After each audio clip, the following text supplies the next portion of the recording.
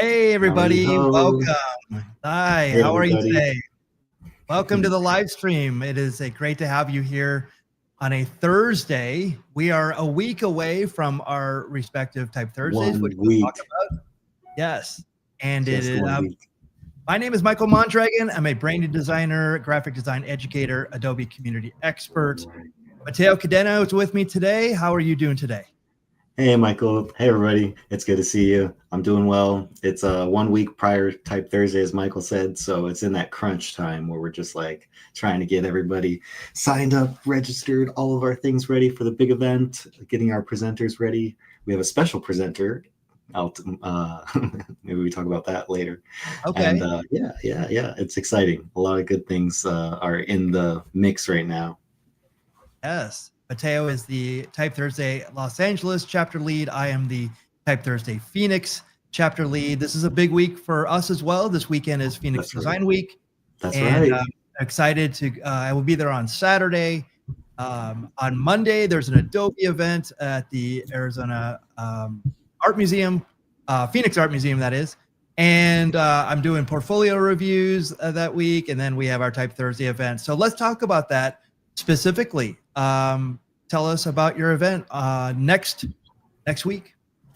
So if you don't know, Type Thursday is a monthly meetup for people who love letter forms. So we learn and we educate in the room. The cool thing about Type Thursday is you get to participate as the audience. So three presenters show their work. They only get 5 minutes, and the audience gets 10 minutes to provide feedback to help them push their ideas, as well as for everyone to learn about typography in the room.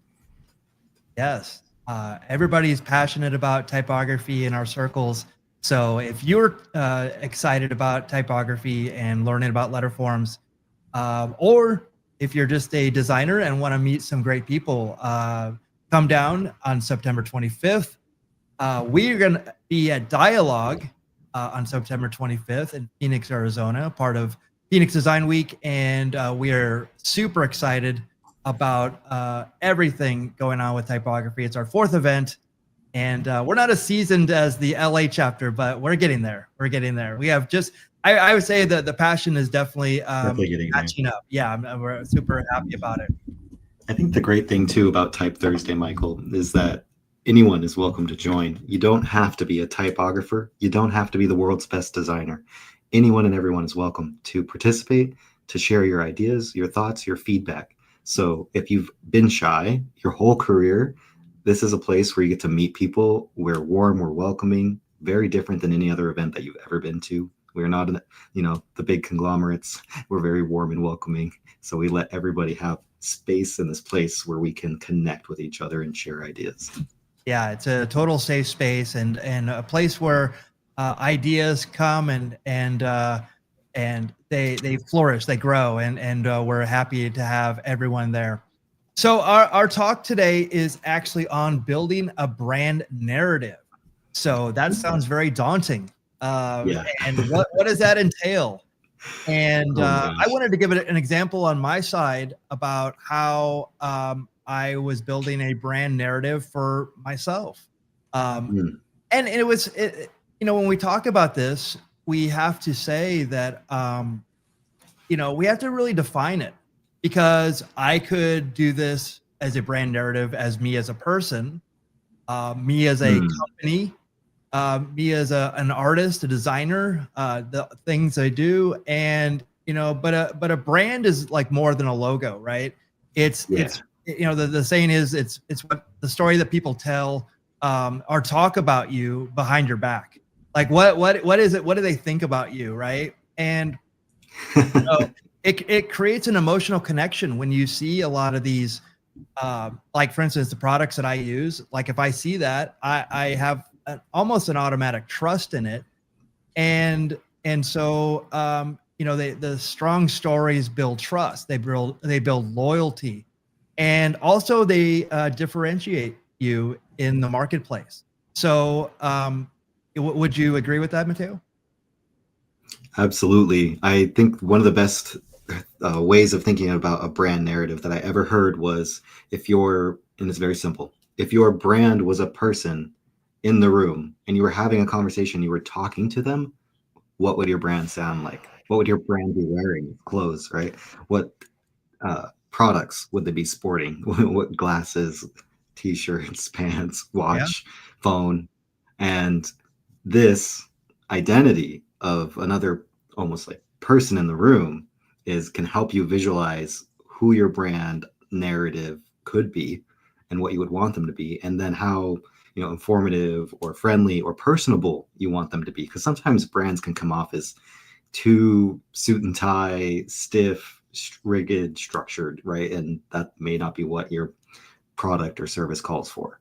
So you've got to match, like Michael was saying here, is like this, there's so many different things and it can be really hard. You could brand yourself, or you could brand your core company, and then there's different ways to sort of assess based on that too, right? So your choices will be different depending on the situation. absolutely. And also like whenever I talk to clients about branding, I always say that they are their brand. So whatever the mark that I make for them, and the branding package that comes from that is actually a reflection of them. It's a mirror of it, and it's a visual representation of actual the client. So when I was doing this for myself, when I was trying to self promote or make a brand for myself, I found myself or me to be the hardest client I've ever worked for. Oh yeah. I had to kind of really search down deep in my like what did I stand for? Who am I? What do I want to be? Right. And I started here. I fumbled. I didn't know what I wanted to be. And one of the things that I never really embraced was Hmm. my last name. And I get it all the time now. Like people love my last name. It's very unique, it's very memorable, and I never saw anything in it. And I'm not sure why. I think I didn't live up to the dragon part of it, or the perception of a dragon. And my friends in high school used to call me Mongo, and what I found out later was that even that name, like there's in the movie Blazing Saddles, there's a Mongo, Alex Karras. There's also in wrestling or football, there's always a Mongo, and it's like kind of like when you think about Mongo, it's like it's big hulking person. And it's like I am far from that. And so, I tried to like create my own brand. I thought it was cool. Like, I mean, these are from like the early 2000s, and I had this like little toy that I thought was pretty cool. And at the time um, it was cool to, kind of use little, mascots or whatever. And I tried to make something, and I fumbled only because none of these things mean anything to me. The thing that I think meant the most was I was just trying to design a style. Like I was trying to show a certain style, like a gritty style, kind of Oh, I see it. style. Yeah. And in the top ones, I was trying to be refined yet gritty. And then I went full in, and on the bottom, I was like, well, I do print, I do web, I do motion design. And then, so like, I have the crop marks and my name. Yeah, registration marks in there. Yeah, registration marks, sorry. And I even was before people were using QR codes. I was using QR codes, so I was trying everything. Yeah, Thank you, Michael. This is when they first came out, and I started using them. They've been out for a long time, but they didn't catch on for many years after. Right, they weren't. Those who don't know, right? Right. Yeah.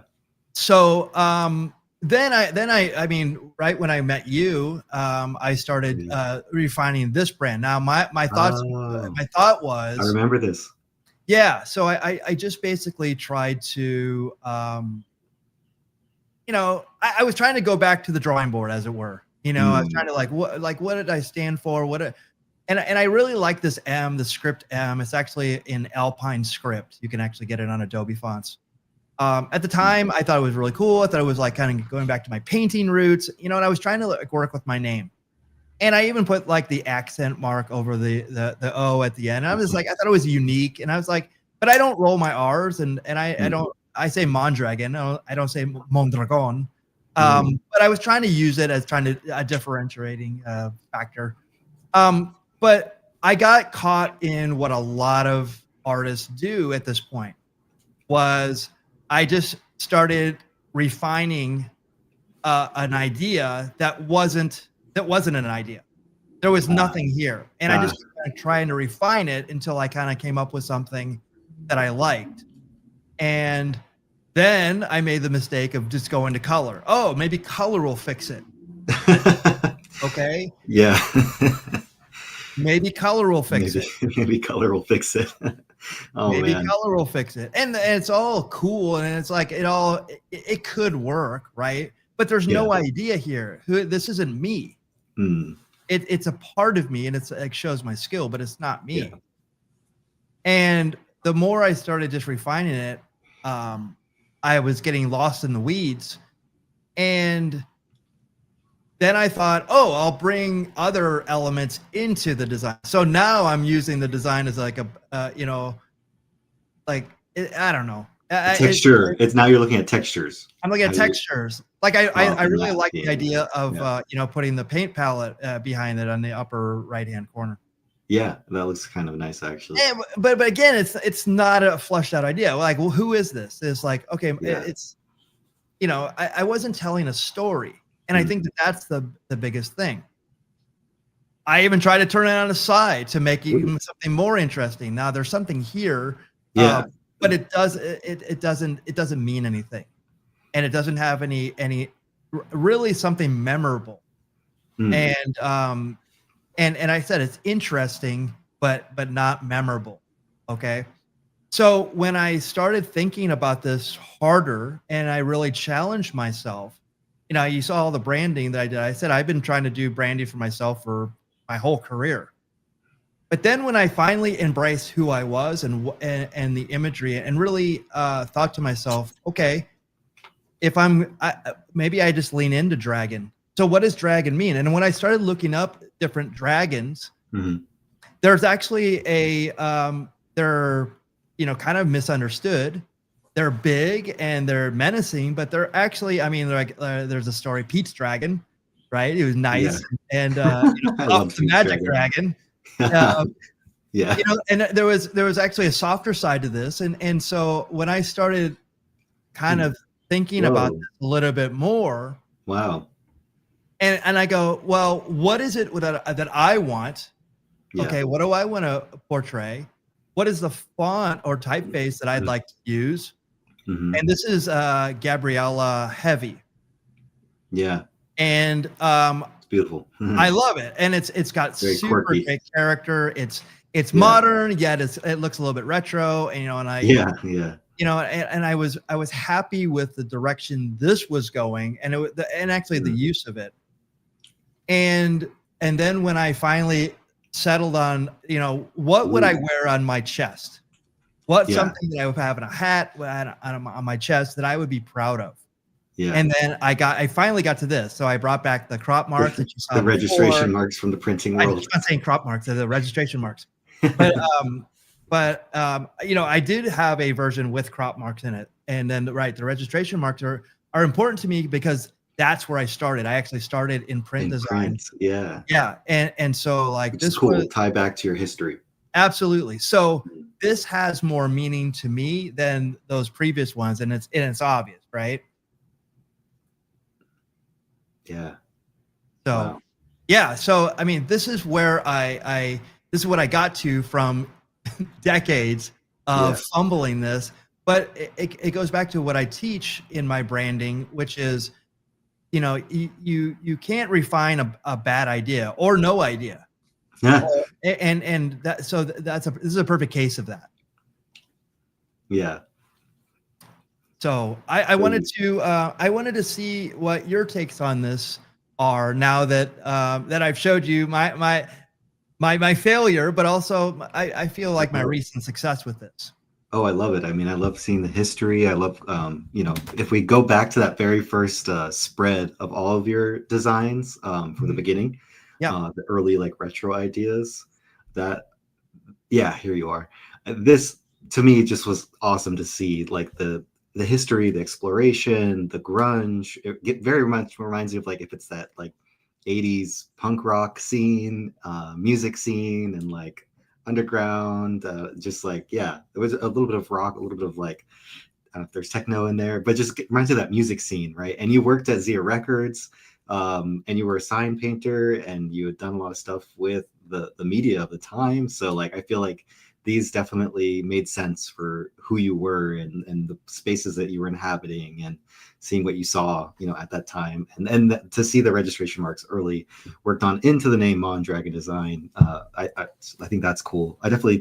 I always felt like you had something with using Mondragon, like, because it's your last name, it just sounds cool. Even it's like, even if it wasn't the last name, it still sounds cool. And then design is just like one of those things where it's like, it's simple and it makes sense. And yeah, so this, I love seeing this early history of your identity and like where you started, and like the journey of like how you got to where you are today. And then if we go to the M, with the script M, the Alpine. So this was good, but let's, if you step forward a few slides, there was a couple visuals that like when you did the color, yeah, it was like, here's now where it's like, okay, is he a painter? Is he, you know, is he a photographer? Is he like, I almost can't pin the industry that he's in because it's such like a generic logo, or is he a corporate lawyer? We just like, it could be Yeah. for anything. So this identity didn't feel like it was giving me the artsy side of you, and that real creative side of you. It just gave me professional side of you, which and this was the logo I think you had at the time when I met you. And so I was like, oh yeah, it's very professional. Is kind of what the vibe that I got. And then did you have any comments? Well, and if if a student had showed this to me, this is exactly what I would say to them. I'd go, "Why are you playing it safe?" Yeah. And it's This is playing it 100% safe. not like trying to be any more than I'm like, oh, I'm. It's totally holding back. Yeah. And you know, it's like, you know, even like, you know, these cards actually have satin. They have a satin finish on them, Ooh, and I have a whole box of them. that's Like I never cool. even gave them away. Like it was like, not that I was afraid to give them away, but it was like Hmm. like networking was different, and Mhm. you know, and if a client came to me with this last name, I would 100% Go lean into cool, it. go crazy, lean Yeah. in. Yeah, get And I fun and wasn't doing it for playful. myself. And so like that, I mean, if there was any lesson, if anybody can take any Yeah. lessons from this, is, you know, go with what you know, go with your strengths, and and don't hold back. And obviously, I mean, these, like I said, these are not bad. They're just, there's no idea here. Yeah, and it's hard to refine something that's missing the essence or the quality of like what, you know, your heart is, or what where your brand is passionate about, you know. So you've got to have that like substance there, and for yourself to be able to push that idea and that to come through. And then if we go to the dragon design, we can see that, like we can see the creativity, we can see the artistic side of you, we can see the design side of you. It's very well thought out, because I feel like this is both artistic and design, working together to create a visual, recognizable icon that also just works beautifully with the name, like Mondragon Art and Design. Like, very well done. Oh, thank you. Yeah. And it's also like, I also had to kind of figure out who I wanted to be. So it's like, Mm, you know, as a branding designer, 100%, you know, but a painter, I was like, I was kind of giving a nod to it, but as painting is not what I do. And in fact, you yeah. know, like through type ed and living in California, uh, I met like a ton of painters, and, you know, I'm not a painter. And so like this is actually more of the kind of work that I wanted to do and who I wanted to be. So Yeah. for sure. So I think that you probably have some examples of like how you're refining your brand, and how you're doing it. So do you want to share that? Sure. And I wish, like, I think one thing that I wish I had done seeing your stuff is like to have more sketches and examples of like prior iterations. I think I'll do that on the next one when we go live again. I'll have to get all my sketches out and show. But like you'll see like there's the water bottle here, which I got the laser printed Yeah. onto the water bottle, so you can see my logo, you can see the owl. And I love that Michael and I, we both use animals. Like we got the owl and dragon here, with lots of symbolism and representation. And before I jump in, one of the things that I kind of wanted to sort of define for us, right, is that a brand narrative is the overreaching story that a company tells to communicate its identity, the values, the purpose to your audience, right? And I had to then define that for myself just to make it more clear, because I felt like I was getting lost as trying to talk about or design for my own brand. Like I was like needing just more clarity. And the brand is, everything that it communicates, from not just marketing, but actually how you interact with customers as well. It's not just the what you sell, right? The product or service. It's the why behind what you do. And that's where you can get into a bigger story that you can tell to your audience that really starts to emotionally engage them more uniquely. So with that in mind, I think I can share my screen here. Let me see. Get set up for the screen share. Boom, boom, boom. And we go into present mode. Just check what page I'm on the last page there. I think I might have gotten some things mixed around. Yep. I got to go back to the beginning of this one.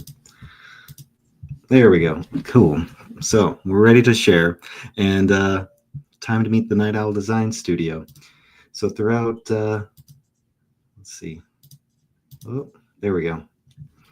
This is the logo. Throughout my entire life, I've always been super inspired by technology and the internet and what the world could do and become when we had the power of technology and design to empower humanity. So the Night Owl Design Studio, from my perspective, is here to help you engage the world, to use technology as a way that you can empower your customers or engage your customers with whatever it is you're doing. And as an owl, I'm a guide. I'm a spiritual guide, as well as a professional guide, a creative guide to help you bring your ideas to life. So the Night Owl Design Studio, the big picture, I'm in Los Angeles, and most companies are lost in the noise, the LA noise, right? The city noise. There's so much competing for your attention. Notifications, billboards, signage, everything, you name it. We're in a modern era where it is just difficult to cut through the noise. So the Night Owl Design Studio, that's sort of the mission and the big vision idea, is that we're able to sort of help you cut through the noise and help you have a sense of a flight plan, a design process where we step through not just your ideas and trying to get to a customer, but a discovery process, then to come up with a clear strategy that makes sense for you, that will engage your customers through also telling your story, and ultimately getting into the creative actions, right? And coming up with different designs that we think will engage your audience. And then finally launching that into the real world and seeing how it has an effect. But most importantly, because we're talking about a brand narrative, is that we help you develop a clear brand voice. So when your brand voice is clear, customers become loyally engaged listeners, waiting for your next story that you're going to share with them. So that's the power of a brand story, right? And when you're ready to soar, then let's transform your late night ideas into a brilliant reality. And schedule a consultation. You can reach out or DM. And this is sort of my first iteration of putting together a client pitch deck that tells my brand narrative visually in one way. And I'm experimenting with the Adobe tools, using InDesign a lot lately, and Adobe Express. Also, motion is huge right now. So I was trying to integrate some motion elements into this to help tell the brand story and build it on the brand narrative. Now, it's something that I felt like I wanted to work more on is the reassessing the brand image, the color choices, and the typography that I had previously used, and sort of telling more of the story behind it. Because the Night Owl Design Studio, the owl's always been a guide for me throughout my life, and I've always identified with the qualities of the owl from the shamans, which is this spirit guide of wisdom and creativity, a forever learner and a forever teacher to the community and the world around them. the sort of shamans revere the owls as a spiritual teacher and a community leader. And that's exactly what I'm doing here with Type Thursday Los Angeles, being a community leader, helping teach people and share the education of what design and creativity can do, right, in the world when it's put to work. And I think the big why behind what I do has always been around using design to create new technologies that can actually empower humanity, right, and make a difference in the world at the end of the day, whether that's, engaging a customer or coming up with a new technology. But I truly believe we're in an era where we have these really powerful tools that can help us do all this problem solving way faster than we ever could before. So then why not apply those problem solving tools to helping the ecosystem, the world, the planet, sustainability, the biggest issues that humanity faces: hunger, homelessness, global climate crisis. And so the big hope, the big dream here is that we work with clients who are trying to solve big problems. But also I've worked with lots of different clients, from legal industry to hair and fashion and beauty, and doing events. I've done a ton of events throughout my career, community engagement, working with creatives. And so, yeah, so that's my presentation on brand story. I'm telling a brand narrative. Awesome. What do you think, Michael? No, I love it. And so when you were talking about like creating all these, what's the first step? So if someone were to come to you and saying, I'm looking to do this, like what's the first step that you take with them? The first step is always going to be discovery, conversation, and the owl's trait kicks in. When the owl's main trait is the supersonic hearing, being a great listener. The cool thing about owls is their ears are actually positioned one slightly above the other, and they have like a sonar satellite sort of hearing that like amplifies sound throughout the forest. So as they're listening, they can pinpoint the problem and then go swoop in and solve it. And so that's the owl. That's kind of my first step. Like, let's talk, let's have a discovery. Let's hear about the clients you work with, the problem that you're facing right now, the pain points. And then that way that a solution becomes much clearer. Because a lot of people come in and they're, I need a flyer, I need a website. And it's like, well, what's the problem that your website needs to solve or that flyer needs to solve? Because there's probably a lot more things that we need there in order to make an effective campaign that would go to answer your call.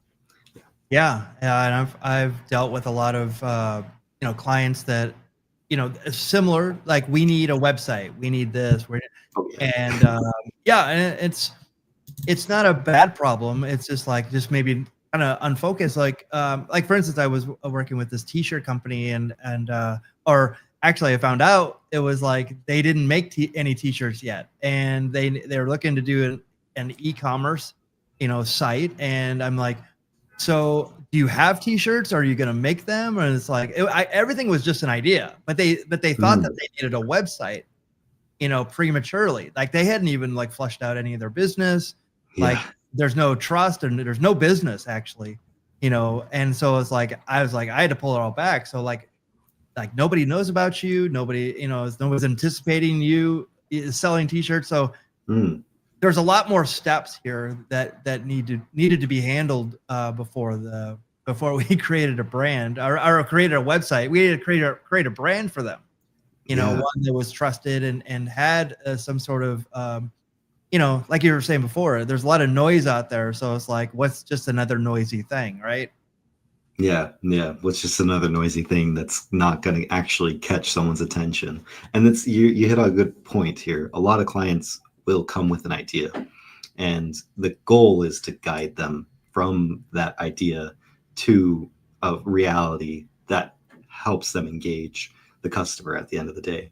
So that's something that I've always tried to specialize in, is really talking, understanding, communicating, having an open channel of communication with the clients, and be able to understand more deeply the problem, because they always come with, here's what the problem is, but then when we go and research and start to understand, there's actually 3 other problems behind this one that we've got to address before we can solve the one that's they think is top of mind. So that's kind of the specialty I think that I bring. Is I love to teach my clients and educate them on the power of design, and so that everyone sort of changes their thinking to the same level of, okay, if we approach it from a problem solving perspective and an inquisitive perspective, then we can start to ask the more questions to reveal what's not being seen. Yeah, and I've dealt with clients before, and I've heard other people deal with clients, and one of the overwhelming things that happens is, and this is no fault of anybody. The client will come in with a predetermined thing, like I need this, and this will help my business, Yes, and almost every client. That's 99% of all yeah, clients out there. and that's absolutely fine. I mean, that's not tough to deal with. Is something that I've dealt with my whole career. But I said, like, this may get you the results. It may not. And Yeah. that's the thing. And so, like, well, like when I start probing more, I was like, well, what do your customers want? What are they asking for? And sometimes that's skipped over. Yeah. And it's like, how are you you know how are you providing for your customers, and is this what they're asking for? So it's like sometimes we're solving problems that the customers are not asking for. So um in a time of, like, AI, where you put in the prompts, and it solves the problems, and there is a case to be made for AI assisting this. But in all sincerity, I think that, avoiding cliches and, being specific, honest, but human is a big part of branding, and definitely a part of connection. Yeah. Yeah. I love that. It's a big part of branding and a part of connection, because the human experience is all about the human connection. And when we feel connected emotionally with a brand, that's when a brand holds a lot of power and sway and engages people, sells more products or services, right?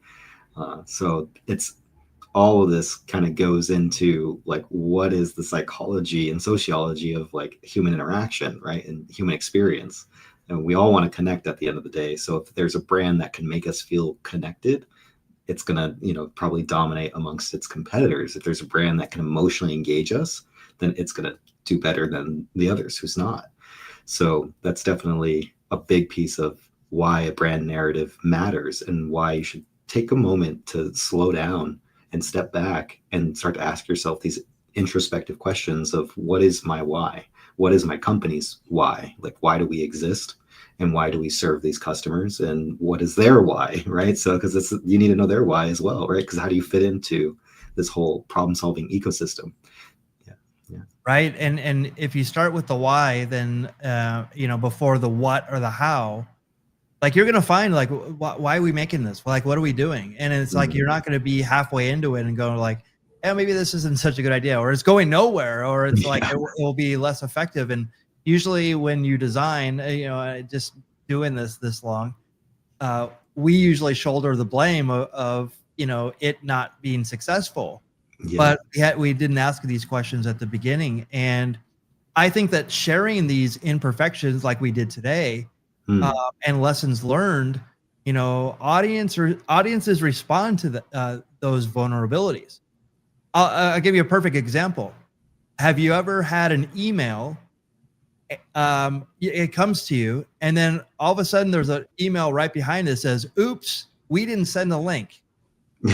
And Yes. or whatever it was, and they're like, "Oh, because we're cool, we're gonna give you 10% off." So using that as an opportunity, a mistake is an opportunity to, hey, we made a mistake. You win. You win through this. Like, it's kind of changing the narrative Yeah, of it, yeah. and we've seen that before. And showing that we're all human at the end of the day. Well, now there's AI agents out there, but for the ones who are human and we're leaning into doing work with more humans, then showing that we're human and vulnerable, and have make mistakes, and then use that as a way to appeal to an audience. I think that is something that's a great way to cut through the noise as well. Yeah, I just did a UX or a UI UX audit for, it's just, I was just asked to do it. And the one thing that I noticed was, um, there was a lot of use of AI pictures. Mm. And so seeing that, it automatically registered with me that you know, do they have customers? Does it have real people behind this company? So Uh, in this day and age, yeah, it may be different in maybe a 10 years, 20 years, that's all going to be normal. But it's like right now, it's kind of like, oh, I can tell this is like a fake picture yeah, composited, yeah. you know what I mean? It's like, so when you're thinking about that as a business, like what else is manufactured here? It's like, are there Mm, real people behind this? So, and for some companies, it makes sense. Um, hmm. but I think that the transparency of who you are and it can actually only help your brand. Yeah, yeah, that's a good point about transparency. I think because you know our a lot of business is built on trust, Mm. and when you want to purchase a brand, it's because you trust that brand, right? You don't want to go purchase something that's going to break in 3 months, 6 months down the road, and you invested a lot of money into that thing, or you don't want to buy a food that's going to make you sick and you're going to be, sick for a week because you ate something wrong. So brands are really built on trust at the end of the day. And that's why a brand narrative is so important. Why? Because it helps you build trust with your customers as well as helps engage them emotionally. So that transparency and vulnerability of like, hey, we're human too, automatically helps build trust with your customers, and start to help build a loyal community of folks around what you're trying to do as well. So I think brand narrative, is something that's overlooked a lot, but if you keep your eyes open, you will see in advertisements, commercials, marketing, you'll see billboards, you'll see any kind of digital or print marketing that will start to stand out to you. It'll be the ones that have a brand narrative and are telling a brand story through all of those touch points. And if when you start to see that, boom, they're Yeah. doing good. And consistency matters too here because, the same type of ad, it will have to match up with a billboard. It Mhm. doesn't have to be exactly the same, but that's where brands, eventually when they get big enough, they can start exploring other avenues. But it's like when you're building your brand, you want people to start seeing it like, oh, I've seen that before. I've seen that before. And so just getting that familiarity also kind of has a bit of, you know, honesty as well. And I think that I can't remember who said this. I would give them credit if I remember, but like you buying a product from a company is the ultimate endorsement of advertising or branding. Yeah, this is very true. So it's the investment. So yeah. So this is all the stuff that we're super passionate about when it comes to branding, typography, and we can gather here and talk more about this. So it's in Pasadena is that at Art Center? I'm sorry. Yes, this will be hosted at Art Center, thanks to our partners HMCT. That's located in Pasadena, California. So we hope to see you all there for Type Thursday next Thursday. Definitely grab your tickets before Friday midnight because we've got the early bird tier 2 campaigns sale going on, so you can save some money and you can talk about typography, talk to me, talk to our friends, meet new friends, and geek out about this stuff in person, which is way better than being online behind screens. That's it. That's it. And what's the Instagram again? Instagram at Type Thursday LA. So follow us there. And I'm at Matheo, Matheo, Mr. Owl, MROWL. Nice, nice. And then we are at Type Thursday PHX. We will be at Dialogue next Thursday, 6:30 to 9:30. We're looking forward to it. And I'm on Instagram, Mondragon Design, and the QR code is right straight to my LinkedIn. So again, thank you so much for being here for these LinkedIn lives. We're also on YouTube and your Facebook, and so we're getting out there broadcasting. We want people to know about these branding issues, these typography issues. We're going to come back every week and just keep on talking about it because there's a lot of noise out there. So let's talk typography instead, right? Yeah, let's talk typography. Let's cut through the noise. let's use brand narrative to tell a story and help engage, right? So, and if you need help, reach out to one of us, you know, whether you're a student, emerging designer, or a client needs help, talk to us. We're down to share our stories, our experiences, our vulnerabilities, our mistakes. We've made a lot of them to learn how to be successful in what we do. So don't make more mistakes. Reach out to someone who can help you. Find a mentor, find a guide, and yeah, let's start making more brand narratives that cut through the noise. Awesome. So we'll be back with another live stream. We'll definitely promote it when we're going to be back. But come out to our Type Thursday events if you're in Los Angeles or Phoenix. We will see you next time. Thank you for joining us, everyone. See everybody. Good night. Woo.